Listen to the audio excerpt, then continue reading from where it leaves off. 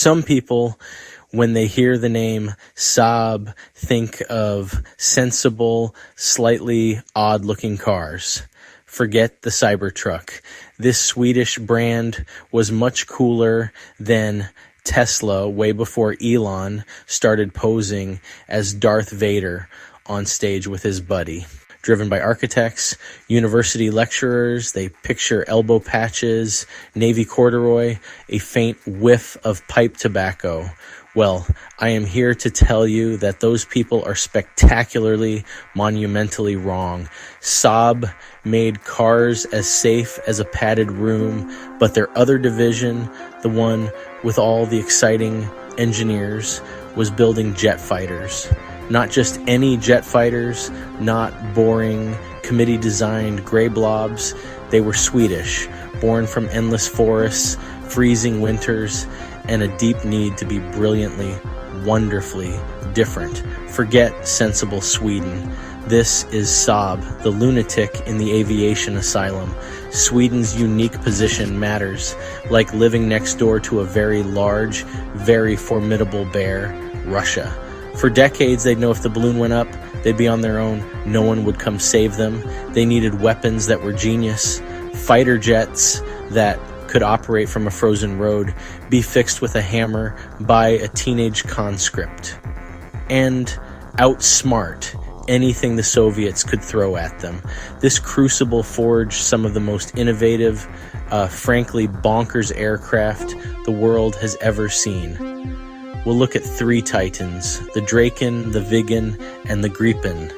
Each one is a chapter of defiance, not just aerodynamics and thrust, passion, ingenuity, sheer genius. It's going to be fantastic. Let's start with the Saab 35 Draken. The name means the dragon. And honestly, has there ever been a more perfect name for a fighter jet? It first flew in the 1950s, a time when jet design was a bit like the Wild West. Engineers were throwing ideas at the wall to see what stuck. And what Saab threw was the double delta wing. Look at it. It's not a normal wing. It's two triangles stuck together, a shape so futuristic it still looks like it belongs in the year 3000. That bizarre shape allowed the Draken to be both incredibly fast in a straight line. We're talking Mach 2, and also stable at ridiculously slow speeds for landing. The Draken was born from a typically Swedish problem. They needed a fighter that could climb like a rocket ship to intercept high-altitude Soviet bombers, but also dogfight with nimble escort fighters once it got there. Most jets of that era could do one or the other, but not both. The Draken, with its unique wing, was a jack of all trades and a master of, well, most of them. It was also the first aircraft in the world to perform the Cobra maneuver, a trick where the jet rears up vertically in midair, momentarily stopping. The Soviets later claimed it for their Su-27, but a Swedish pilot in a Draken did it by accident years earlier, probably while trying to avoid an elk. The Draken wasn't just a machine, it was a statement of intent, a message to the world, and especially to Moscow, that Sweden was not to be trifled with.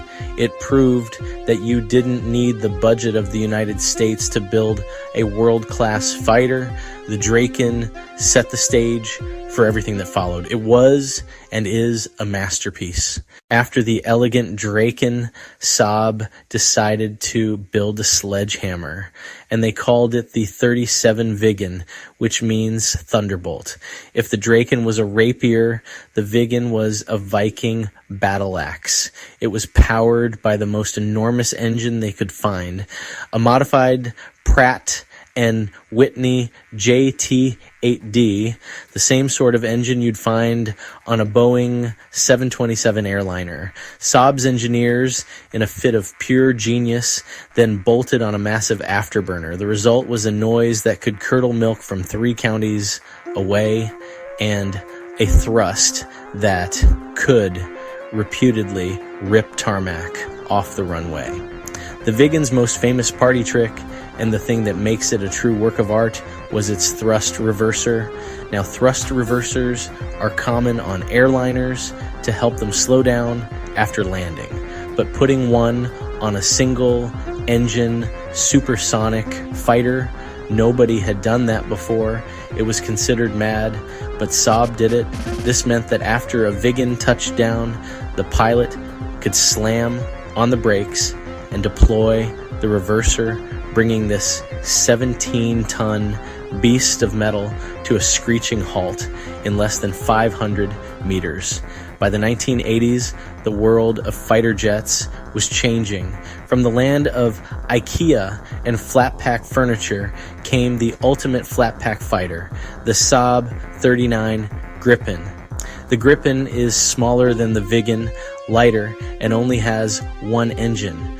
The Gripen is not a muscle car, it's a neurosurgeon, a flying supercomputer disguised as a fighter jet, representing a complete shift in thinking, designed from the ground up to be net-centric. A group of Gripens can share info in real time. One Gripen spots a target on radar. It sends data silently to another Gripen miles away. That Gripen can launch a missile like a pack of wolves hunting, silent coordination, still full of Saab DNA, cheap to run, about the same per hour as a business jet, constantly evolving. The Gripen E, with a more powerful engine, revolutionary new radar, and a widescreen cockpit display. It is one of the most advanced fighter jets on the planet. Comparing these three Swedish legends is like comparing three generations of a family of geniuses. The Draken is the grandfather, a revolutionary thinker from the analog age, whose ideas were so far ahead of his time, they still seem radical today. Then came the Viggen, the powerful father. It took the lessons of the Draken and added brute force and raw power. And finally, we have the Gripen, the clever grandchild. It inherited the family genes for short field operations and clever design, but it was born in the digital age. What connects them is the unbreakable thread of Saab's design philosophy, innovation born from necessity. So there you have it, the Draken, the Viggen, and the Gripen. This isn't just a story about machines, it's a story about a way of thinking. In a world dominated by behemoth defense contractors and eye-wateringly expensive projects that often deliver late and over budget, Saab has been a beacon of sanity, or perhaps a beacon of the right kind of madness. The madness to believe you can land a jet on a road, put a thrust reverser on a fighter, build a world-beating aircraft for a fraction of the cost. We need more of this Saab spirit, and not just in aviation. We need it in the car industry and engineering and everything. We need to encourage the clever, the quirky, the contrarian thinkers who look at a problem and don't just follow the crowd. Saab's fighters are a testament to the power of the underdog, a reminder that innovation doesn't always come from the biggest or the richest. They are a source of national pride and a symbol of independence.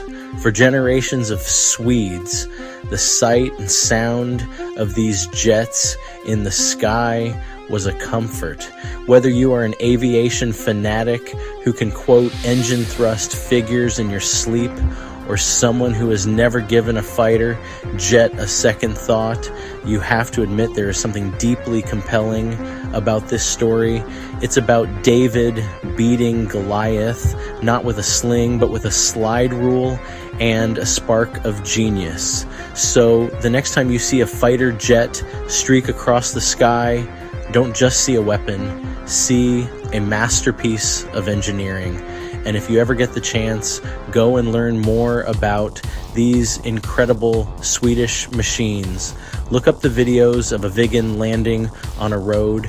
Read about the Draken's accidental Cobra maneuver. Better yet, tell us what you think. What is the most brilliant piece of engineering you've ever seen? Let's celebrate the mad inventors, the bold engineers, and the sheer unadulterated joy of building things that are fast, clever, and absolutely magnificently brilliant.